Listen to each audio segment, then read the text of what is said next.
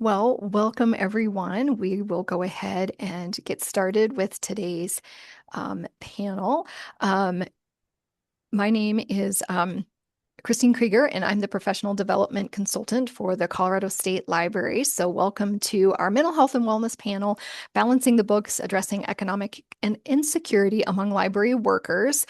So, I'm going to be your tech support for this session, as well as helping to monitor chat as we move through today's session. It is being recorded, and you should have access to Zoom automatic captions that you can turn on or off as needed. Also, feel free to keep your video on or off as you feel comfortable. We are going to ask that you remain muted until the open Q&A portion. So with that, I think I will turn the session over to Blanca, who is going to provide some additional housekeeping details and help us introduce the panel. So Blanca, you can go ahead and take it away. All right, thank you, Christine. And just making sure, can everyone hear me okay? Great. So hello, everyone. My name is Blanca Hernandez. My pronouns are he, him, and I am the Instruction and Outreach Librarian for Erickson Institute located in Chicago. As Christina mentioned, I will be your moderator for today's panel on economic insecurity among library workers. We first want to thank you for taking the time to join us today in conversation. And before we begin today's session, we also want to give you a content warning and acknowledge that the topics that we are going to be covering today might be heavy and distressing. We are going to be discussing job satisfaction, low morale, constructive criticism of the profession, and negative workplace culture. So please take a moment of self-care if needed. We are also recording the session as mentioned, so if you need to step away or leave the discussion and come back, that is totally okay. The final thought we want to leave you with is that everyone can make a difference. Each of you showed up today because you care about your coworkers, patrons, and communities, so it isn't all doom and gloom. So now it is my privilege to hand it over to our panelists to introduce themselves and talk a little bit about why they've decided to be on this panel today. And we'll be starting with Hannah Jane. Thank you, Blanca. Good afternoon, good morning, everyone. My name is Hannah Jane Duran. My pronouns are she and her, and I'm the processing archivist at the University of Denver Special Collections and Archives. I am also the current vice president of Reforma Colorado, and part of the reason that I was interested in joining this panel is in my role as processing archivist, I supervise a lot of new library students, so they're coming into the archives field. And so this is something that's very near and dear to a lot of the people who I work with, a lot of the insecurities that they have entering our field. Thank you.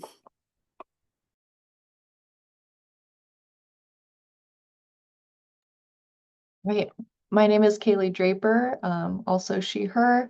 I am an archivist at Auraria Library Special and Digital Collections. We are an institution that serves University of Colorado, Denver, Metropolitan State University of Denver, and the Community College of Denver.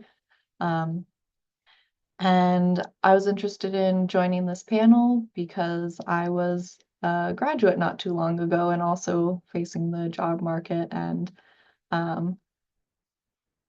it's an interesting place. So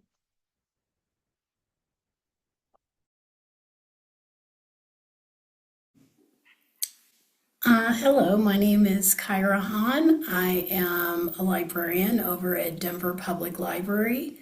I am also the current president of Colorado Black Library Association. I do a lot of advocacy work to try and make library workers' lives better, particularly through promoting public service loan forgiveness programs and trying to raise awareness around that. So yeah, there's a lot going on, and I always welcome the opportunity to share information to try and make library workers' lives better.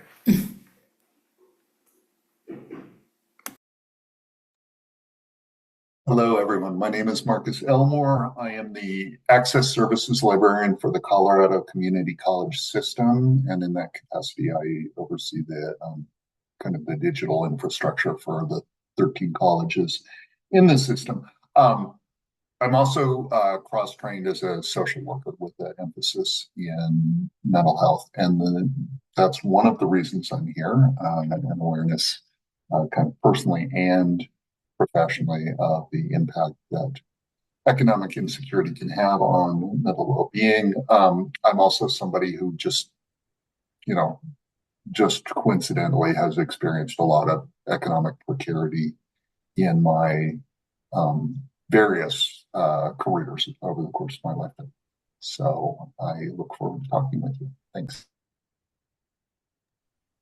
All right, thank you so much to our panelists for those introductions. So now we'll go ahead and move on to our main discussion for today. So for the format of this session, we will be asking 8 pre-selected questions, and after we will be opening it up to a more general question and answer. So please, to our audience, feel free to add questions and comments in the chat box throughout the presentation, and Christine will gather them for us.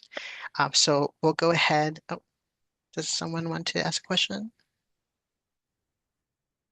All right, so we're going to go ahead and get started. If Hannah Jane, you can lead us into this conversation. Our first question is, how prevalent is economic insecurity among library workers? I'd love to get us started. So to start, a lot of what my perspective is going to be during this panel is a lot of anecdotal and speaking from my own experience here. So how prevalent is economic insecurity among library workers? In my opinion, from what I've seen in about a dozen years in both public and academic libraries are really only functionally possible because of spouses and partners having jobs that work a living wage. A lot of the positions, especially our public facing and front desk or like front facing positions, tend to be the ones that are the least paid and most often are part-time positions and often are the ones that maybe are not receiving benefits either in their positions. And then our middle management folks are the ones who, have those MLIS degrees, but are not making enough money to get a return on the cost it takes to get an MLIS degree. And there's, I think it's an incredibly prevalent issue in our field to start with those two regions. And especially here in Colorado, as our cost of living is quite high for the nation. But yeah, I think that there's a lot of support that is dependent upon our communities, as in our spouses, our partners, to make sure that we can continue doing the work that we love to do.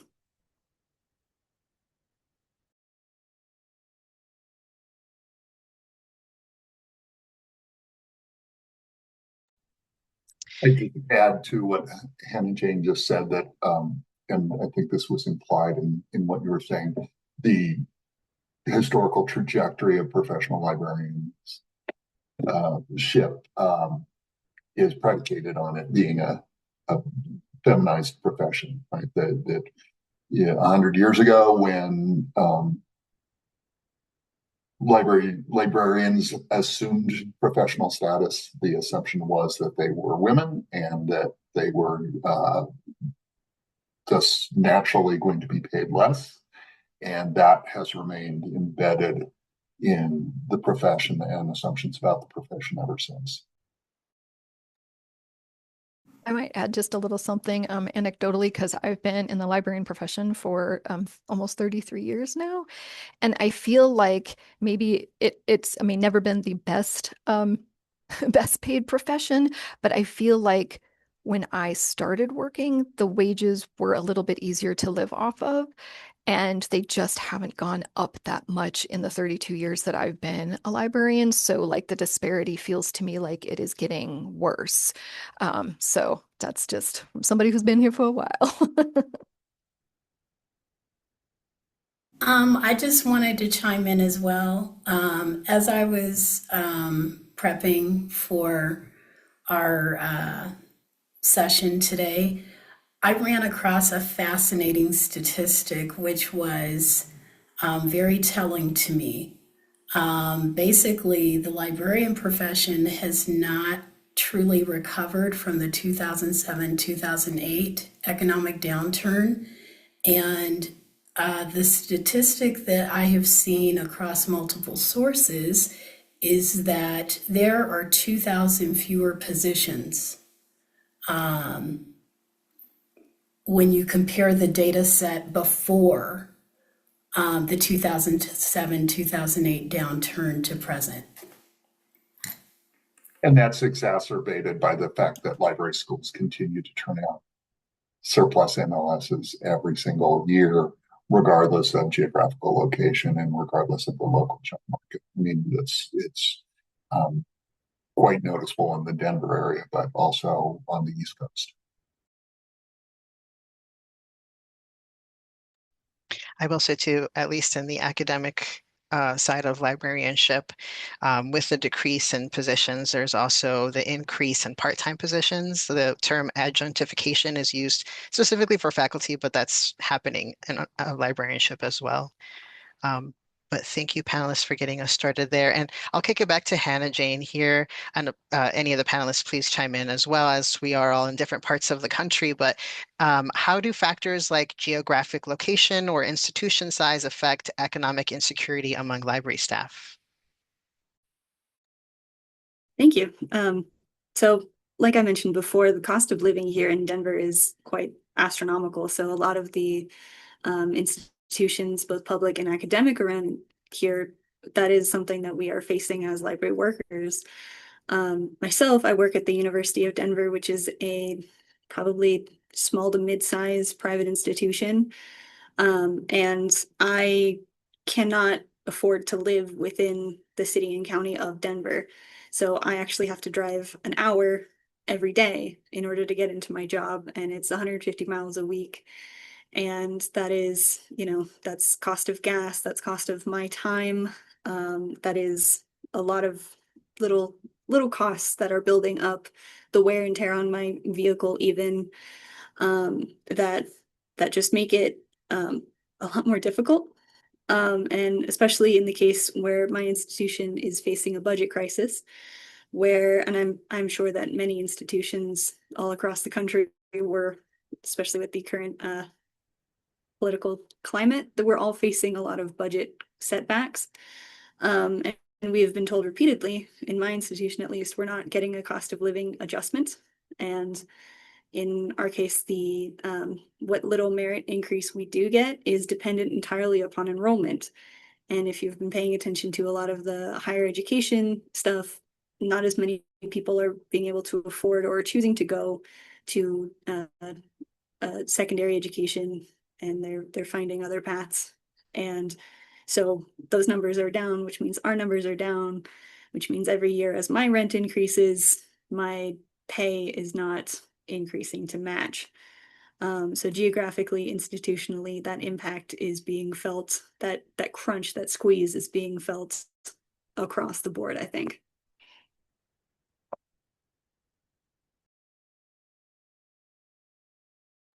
One thing I've noticed too is a lot of job compression where people's wages aren't rising, but then new hires might see that increase in wage. And then that also adds a ton of stress and I guess like feelings of resentment even towards like the institution, because, oh no, I can't live off of these wages. I've been at the institution for 10 plus years, but my coworkers who are newcomers. And so I think it can cause a lot of, both in your personal life, you have that economic stress, and then you have like that negative impact on your work culture, because then maybe you start feeling negative towards your coworkers, and it's obviously not your coworkers' fault for coming in, and they're also probably facing the same situation where the wages still aren't keeping up for them either, but maybe it's a little better for them. And then there's negative feelings towards the institution. And so it's really all encompassing with those wages not keeping up. Another factor to consider, I'm sorry. No, go ahead, Marcus. I can go after you. Thank you. I'm sorry to monopolize the airwaves. I just want to point out that when we're talking about geography, Another factor to take into consideration is that in the West, for instance, in Colorado, certainly, there's a long-standing antipathy. It could be stronger to unionization. By definition, librarians are usually attached to a government, municipal, state. Indirectly, if you're working for for a state institution of higher education, directly if you're working for city government. Obviously, there are private colleges and universities, but librarians tend to operate in institutional settings. Some of those, depending on where you are, might be more likely to be unionized. But if you're living in a region where there's a bias against unions, and our Democratic senator just vetoed State Senate Bill 5 this spring, which would have redressed longstanding obstacles to unionization. Your leverage is limited, even if you're working for the government. I would agree with what you shared, Marcus. I was going to say, it also depends on the institution as well. From a public library standpoint, it depends on if your organization is willing to do pay equity studies and try to address that salary compression that way to mitigate the differences between workers that bring a wealth of experience versus newcomers coming in. But unionization also is an asset for that. I know for me, I graduated library school from DU back in 2007, and I remember my professors telling me certain regions of the country paid better. And I will say that, at least based on my experience to date, that the western region of the US tends to have higher wages for librarians than other parts of the country. But I will add that even in a unionized environment, depending upon what the criteria are, unionization may not save you either. Absolutely. And for our audience, if you want to share your experiences at your institutions, the chat will not be shared with the recording, so please feel free to share in the chat. So for our next question, I'm going to pass this off to Kaylee. What are the most significant gaps in wages or benefits that contribute to economic insecurity, such as part-time versus full-time?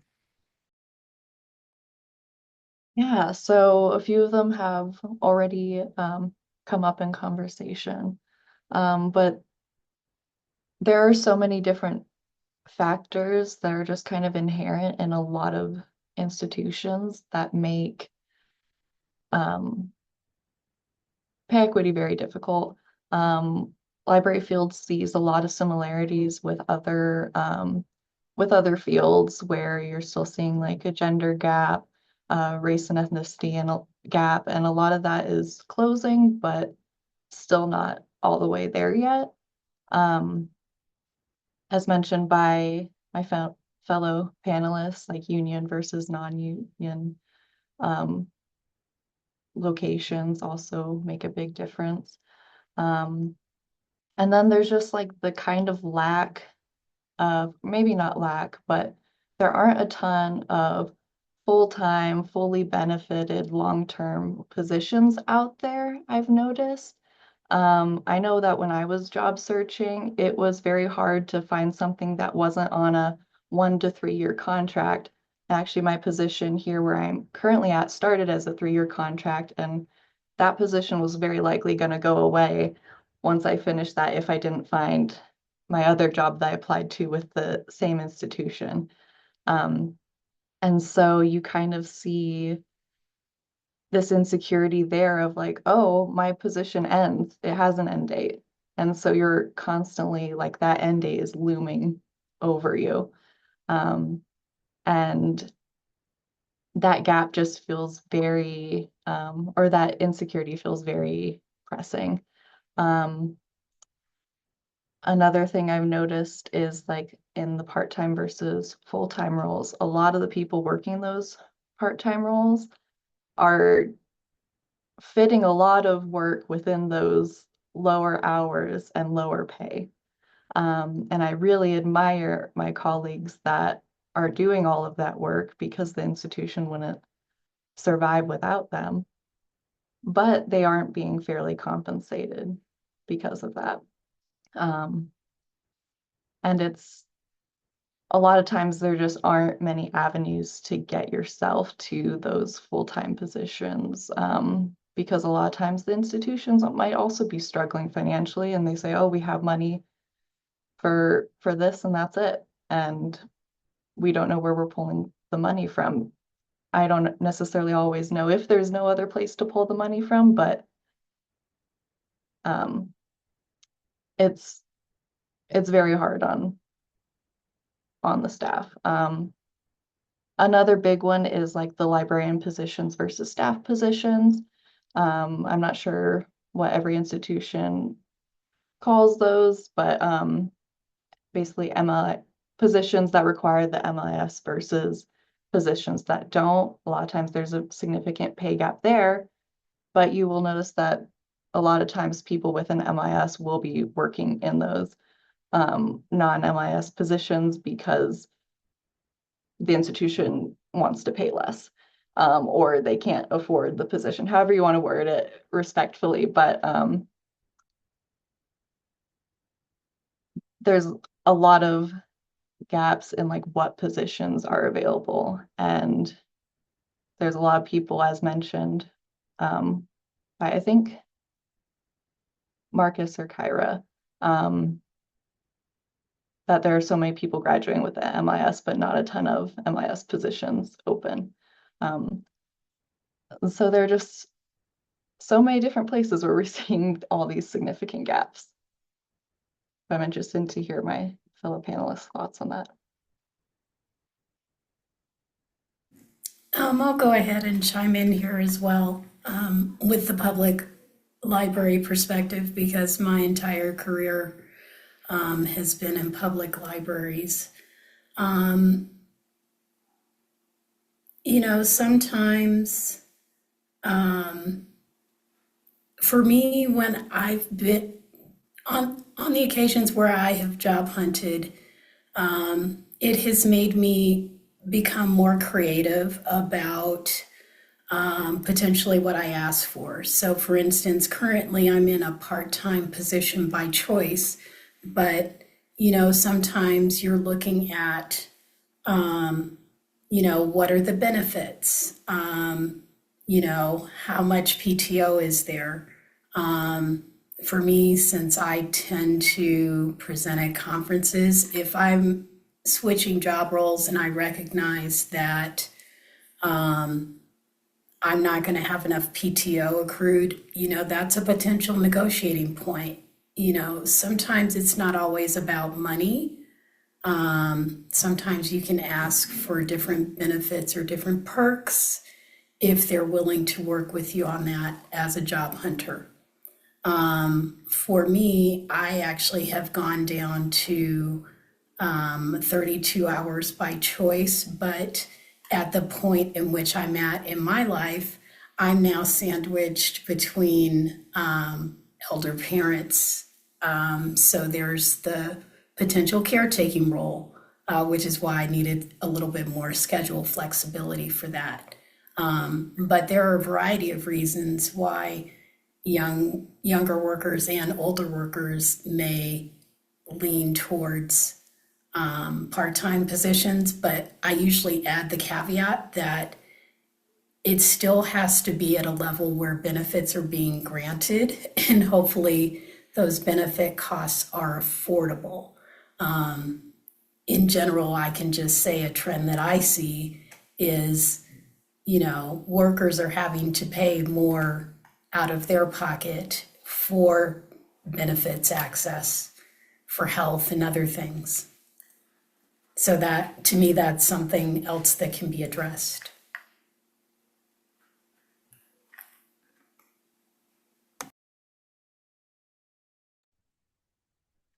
Thank you, Kyra. So switching gears a little bit to start to talk a little bit more about mental health and how that correlates with economic insecurity. Marcus, if you could get us started, what is the emotional or mental health toll of economic insecurity on library staff?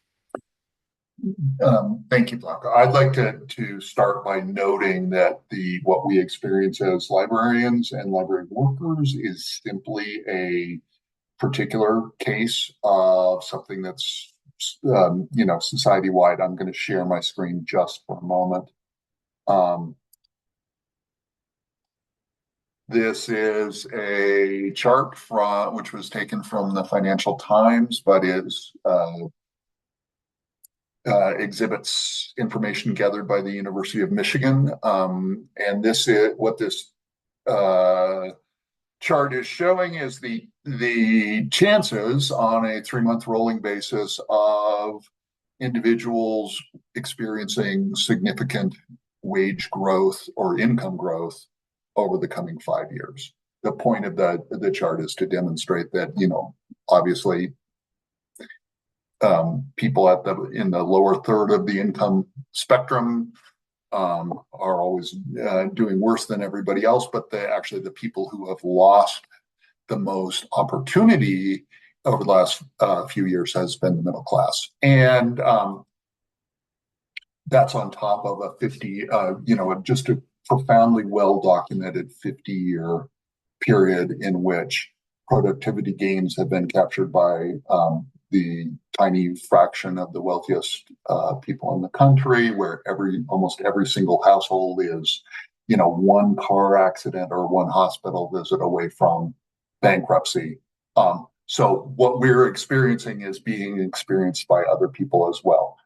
And thus we can say with some confidence that the research, which again demonstrates unequivocally a strong association between economic precarity and mental health challenges, is faced by library workers as by other people.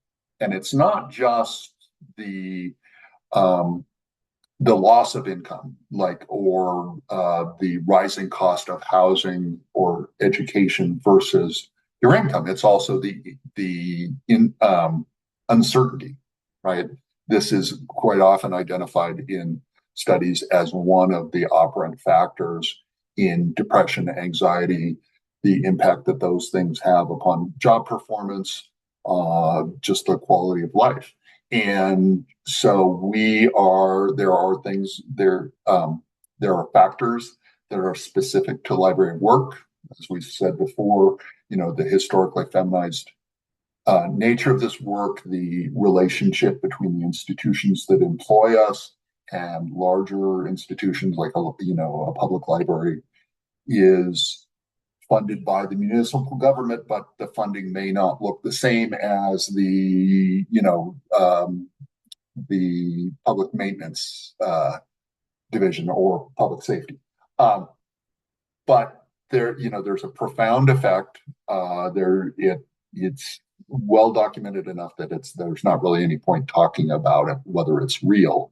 And my advice would be from the very get-go, to be aware of this and to care for your own well-being as well as you can, and also to share with your coworkers, not just your concerns about wages, employment, working conditions, but the facts of your discomfort or your insecurity, because that's how you build solidarity.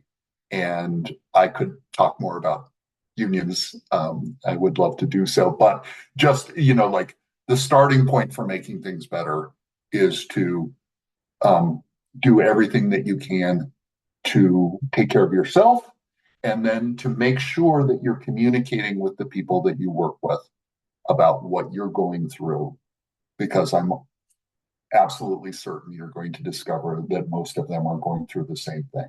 And that's, that solidarity is where change starts. So I will chime in here as well and share a bit of my personal lived experience as well. I definitely struggle with mental health issues and have over my career. Some of the things that you will see, particularly if workers have, mental health or emotional issues, are depression, anxiety, appearing to be unfocused or distracted, exhaustion. It can be physical, mental, emotional, and really almost like a fixation on how to recover from whatever adverse event has occurred. Those are the main things that I have experienced, and I'm sure other folks have experienced as well, in the workplace. And there are benefits to having solidarity as well, amongst your peers. But I know increasingly that, at least in public libraries, depending upon where you're at, we are experiencing more traumatic events even within our spaces. So really, it's like, how do you try to navigate that?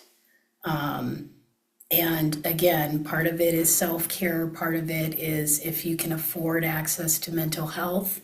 I know for me, I try to focus on the things that I can control, and it actually served as a catalyst for me to look at the bigger picture and try and do some advocacy work, towards how do we alleviate or minimize some of these mental health things that we encounter.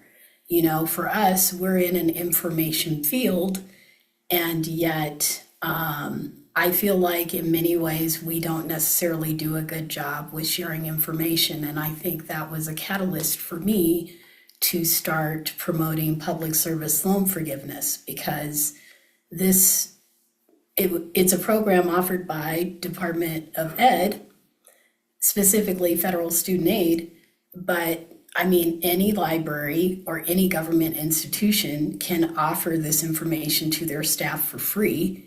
And, it has no budgetary impact. It's about sharing information with the workers in order to alleviate or minimize one of those recurring expenses that many of us have, which is student loan debt. So that was part of the motivation for me to start doing that work, as a way to try and help. And I know that that is a current point of concern for many as we leave this period where there have been forbearances due to COVID and other reasons, and people are starting to enter repayment. But there's also a lot of policy change coming along with that as well. I'm going to stop talking there, but I'm going to put a link in the chat with some resources that's dealing with that topic. And I'll talk a little bit more later in our webinar about trying to advocate with your HR or benefits department to see if they can offer these things or enhance what they're offering to workers, because those things really do make a difference. Yeah, absolutely. And thank you so much, Kyra, for mentioning public service loan forgiveness. That's something that my advisor didn't talk to me about, my school didn't talk to me about. I didn't learn about that until 3 years into being in the profession.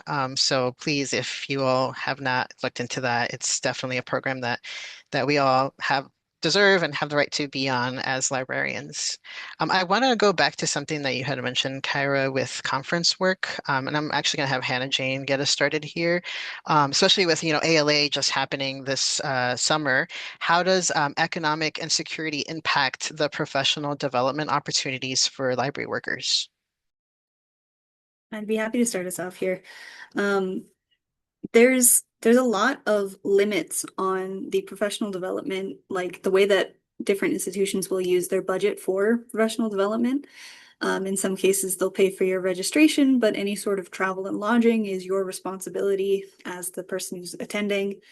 Or they'll only pay if you are presenting or if you have, something to provide to the conference itself, which of course is a struggle for all of us. And I think some of that gets addressed often in virtual conferences where then lodging and commute is not as big of an issue. But as someone who's put on a conference with Reforma Colorado, the cost of making your live conference also a virtual, there is added costs to cover the tech and everything for that. And then you have to recoup those costs elsewhere. And proper planning, you can get around that with your sponsorships and everything, but it is still a challenge that needs to be addressed. And then also for virtual conferences, your opportunity to network, to meet people and put faces to names, hand out your business cards, and just kind of building your network to communicate with each other what's happening across the state, across your nation. A lot of your networking opportunities, you lose that for virtual conferences.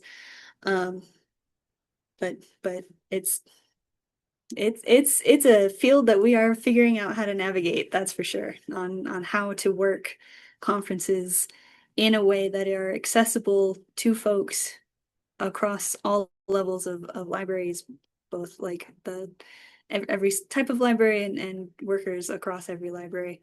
My personal favorite way of doing it that I've found successful in our local annual conferences was providing volunteer opportunities, where if I get a whole host of volunteers, they can have their registration covered, and they can still attend different panels and things if they're helping to keep time for a panel to keep things running.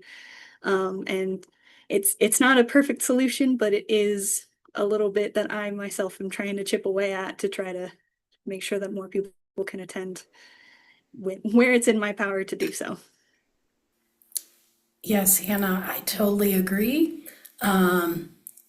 I will share a strategy that I use when I am job searching or interviewing. Don't be afraid to ask how the institution funds or supports professional development. There have been times where I will admit, ALA is way too big for me. PLA, which is Public Library Association, is much more my jam, or smaller conferences. And that's the area or field that I work in. So, if I've already accepted a conference presenting commitment, and I'm changing job roles or changing organizations, ask them, I've already signed on for this commitment. Are you willing to support this? Most of the time, I will tell you this, I have never had a no. I have never been told no in that instance, because, that's actually helping to get their name out there as well, for whatever institution you're for. So to me, it's a win-win for both. But, the other reason why I like encouraging folks to ask that question is because it kind of gives an insight of how does this institution value their employees or their people? Are they going to support it? I will say that personally, I would like to see a lot of improvement around the process for how conference attendance is offered to workers, how they are selected, etc. I don't think it should always just be the people that are presenting.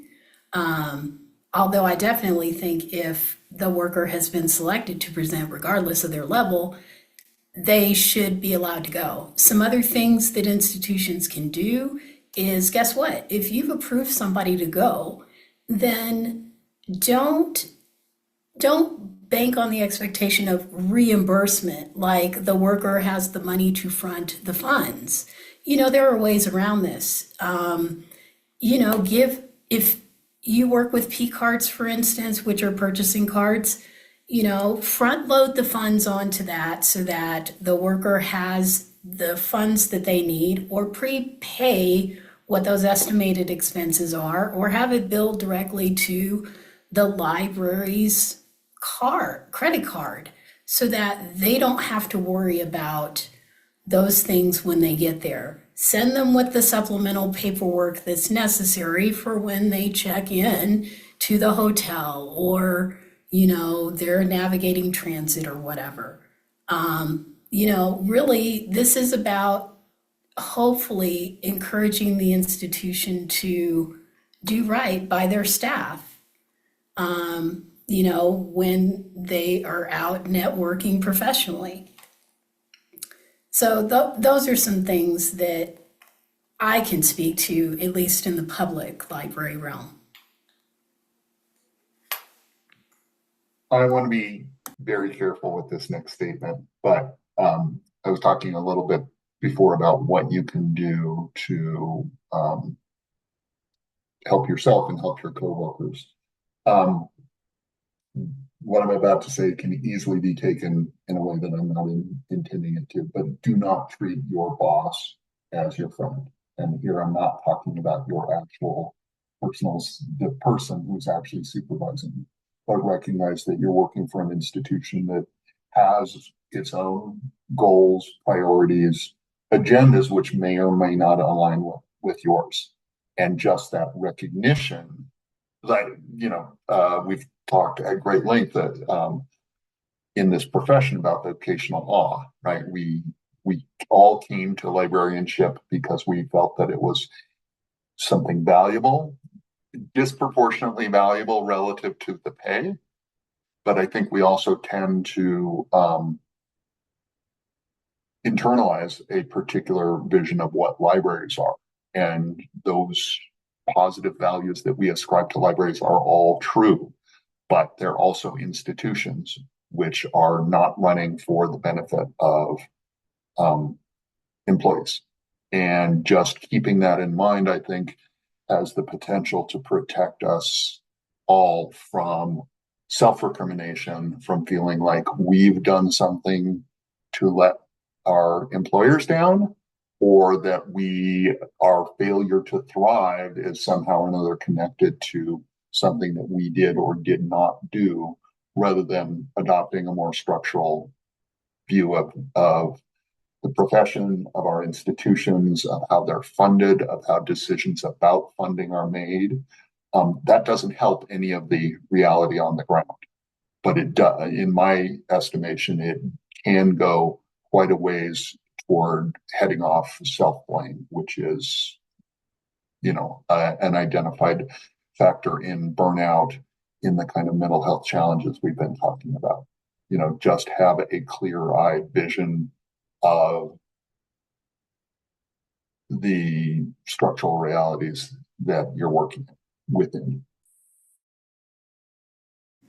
And then the last thing I'll add is, don't overlook assistance from professional library organizations, whether it's ALA or PLA or Reforma or Bicala or Apala or whatever, JCLC, whatever. Oftentimes they try to offer financial assistance in order to get people to attend conferences. So please look out for those. Please apply for those.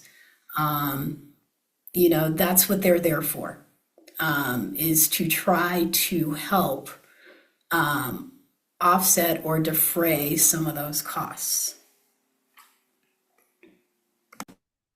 So Kyra, while I have you on the podium, so to speak, we're going to start to close out this main discussion section to give enough ample time for questions that might have been dropped in the chat. So if you wouldn't mind closing us out with this last question here.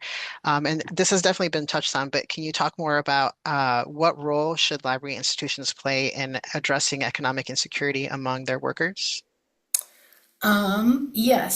So I will start by sharing a personal experience, particularly since I'm going to give a BIPOC perspective on this. And then I'll send us out with some potential suggestions. So I will say that based on my lived experience, there have been times where I have applied for jobs and not, for promotional opportunities and not got them. And eventually, because the denial was so consistent, it actually served as a motivator for me to leave an institution and leave the state entirely in order to get to one single paying job. Because for me, I was a career changer. And in order for me to successfully transition from the former career that I was in to librarianship, I still worked. First off, I took a pay cut. I ended up taking multiple jobs.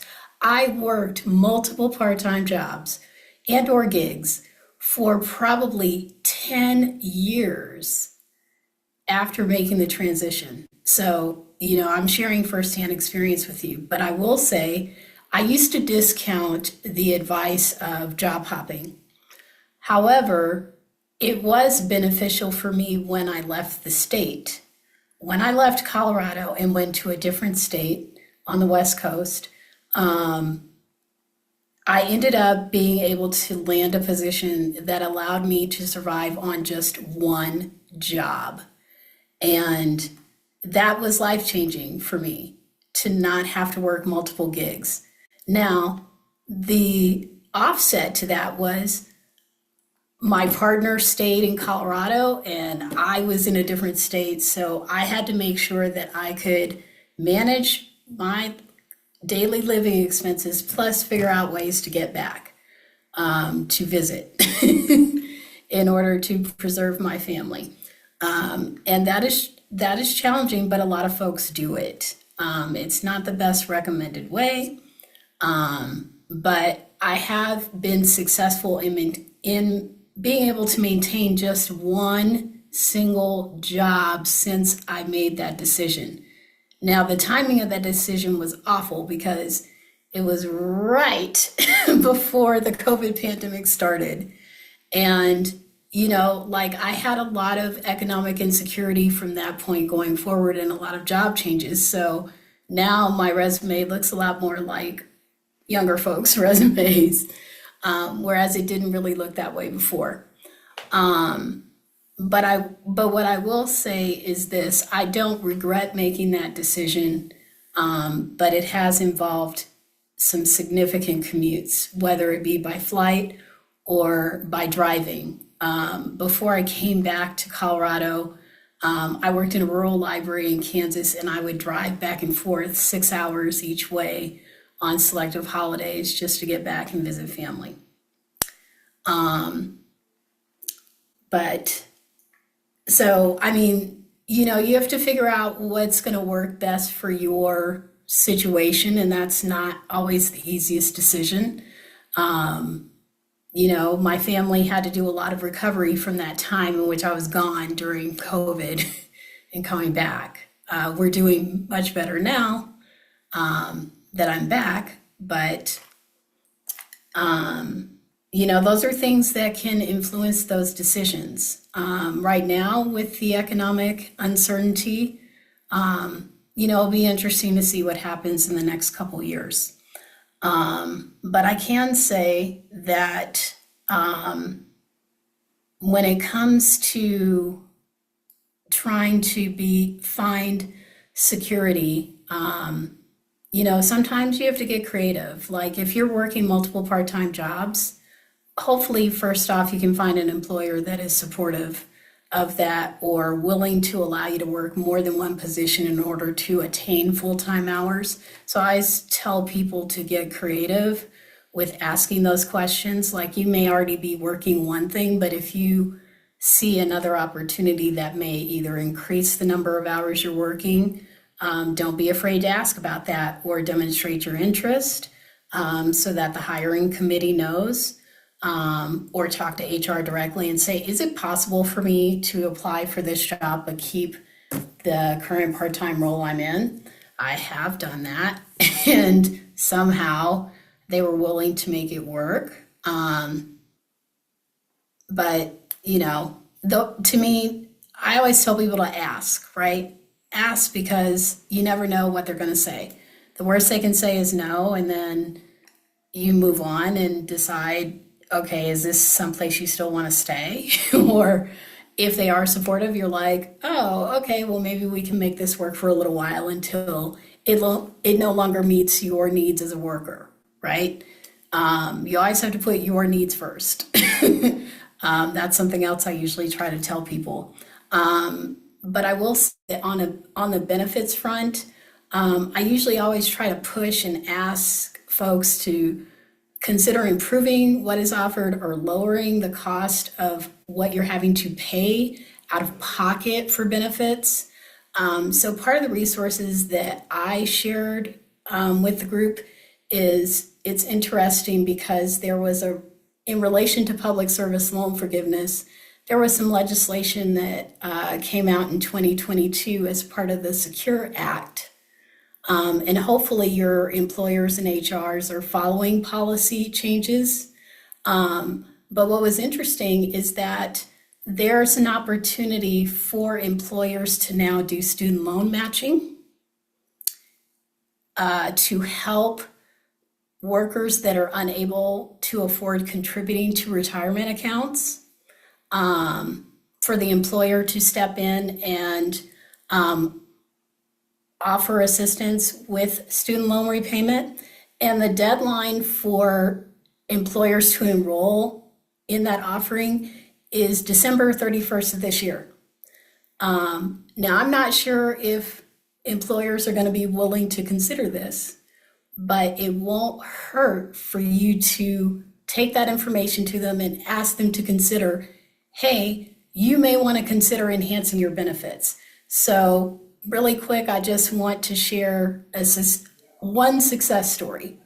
And I didn't expect this to happen, but here in Colorado, the state of Colorado, during the COVID pandemic, started adding to their job postings that this job qualifies for public service loan forgiveness. And that really made my heart happy to see that, because I have been asking for it as well as some legislators, and it made a huge difference. It made a huge difference. So if there are any HR people at institutions attending this, I hope that you will consider making this change, because it will go a long way for our younger generations that are just coming out of library school or mid-career, to make some progress on, saving in order to have a future. So that's my last shameless plug, and I'm going to hand it back off to Blanca. Thank you, Kyra, and all of our panelists for your vulnerability with these difficult topics. So with the last couple minutes that we have, Christine is going to go ahead and gather your questions. If you want to throw in some last minute questions, please do so. And while that is happening, that was a lot to take in. So just take a few moments to check in with your breathing. If you notice that you're kind of tensing up a little bit, your breaths are shallow, just take a couple moments to take in some full breaths, breathe in, count to three, and breathe in, and then count to three and breathe out. If that helps, move if you need to. But we'll go ahead and transition into the Q&A. So Christine, whenever you are ready, we are ready for you. So there was one question that was asked kind of a while back that I think builds off of what Kyra was just talking about, and it kind of flips kind of our panel discussion on its head in terms of, what does economic security look like to you? And I think, especially given the few minutes that we have left in the panel, that this is kind of a really good question to potentially end on. If the panels could kind of give like a little bit of a discussion about what economic security either looks like to you or what you envision it might look like. Okay, I'll start really quick because I want to make sure I'm short and sweet, and then I'll hand it off to everybody else. To me, economic security is like not becoming destitute after one emergency. I mean, I feel like we're all 1 to 2 emergencies away from like being in financial chaos. So, like being able to pay your bills, right? I know for me, probably another indirect way that I try to combat or support economic wellness is like wherever I work, I try to bring in treats every week because, if there's food insecurity, I want people to be able to like at least have snacks and feel somewhat nourished while they're at work, right? That may be like, who knows? They may not feel comfortable talking about it, but that's something that helps, right? If their stomach's not rumbling at the desk, they're going to be able to actually pay attention and help patrons, right? But I mean, oftentimes it's just little things, and it doesn't necessarily have to be on a constant basis. But I feel like I hope that there is more openness to some of these discussions about what economic wellness looks like for workers going forward. Thank you, Kyra. I want to bootstrap off that by just saying, let's just leave aside the traditional middle class aspirations of owning a home, sending your kids to college. Those, in many cases are no longer relevant aspirations. For me, economic insecurity, I know what economic security would look like because I know when I'm not experiencing it. And that is literally being able to pay the rent, buy groceries, and not worry about what happens if my car breaks down. We're, again, as I said before, we're in a long-term trajectory where the assumptions about middle-class identity have been changing for, my adult lifetime. But for me, it's something as simple as just being able to make it to the end of the month every month, and not just the fact of having a few dollars in my bank account at the end of the month, but what economic security would look like is a consistent, persistent confidence that that would be true month after month.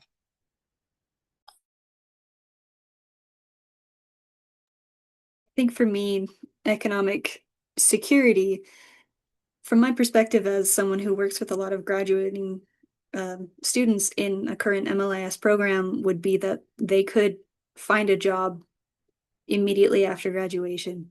That my role as their supervisor would not be, here's some scraps of your wages that you can maybe buy some groceries with. It would be more, here's training for you to go into a field that is ready and waiting for you. That is waiting for your contributions, that you don't have to search for months upon end and maybe leave the state to find a job. I want the people who are coming through this field after me to be able to enter it with confidence. For me, it's also feeling at least fairly confident that you not only have a job right now, but you have that job tomorrow. And similar to what Marcus was saying, I think a lot of security looks like a lack of worry, where you're not thinking about how you're gonna make ends meet. You're pretty confident that at least your basic needs are gonna be met each month. And so security is almost just not having to worry to me. And that's, from my perspective, that's where the mental health issue intersects with the economic issues, right? It's not just the not having enough money or having difficulty finding a job. It's the anxiety that attends that. And then even if you have a job and even if you are making enough to live on, the concern that it's not going to last.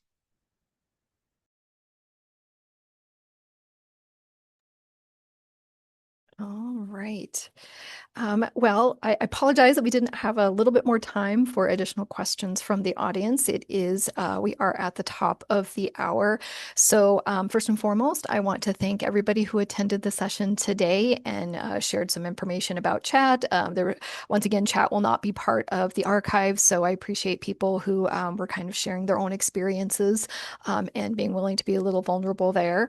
I also want to really thank our panelists for agreeing to share with us all today. This is a tough topic to talk about. We've got a wide variety of experiences that people shared, personal experiences, and that kind of thing. So I really want to thank the panelists for taking their time.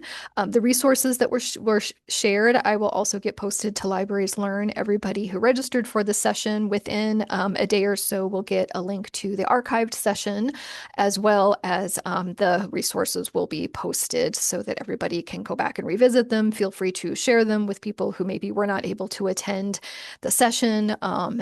And also, there'll be some information about how you can get a certificate for the session as well. So once again, a big thank you to everyone for attending and for our panelists. And I am wishing everybody a really great rest of your afternoon.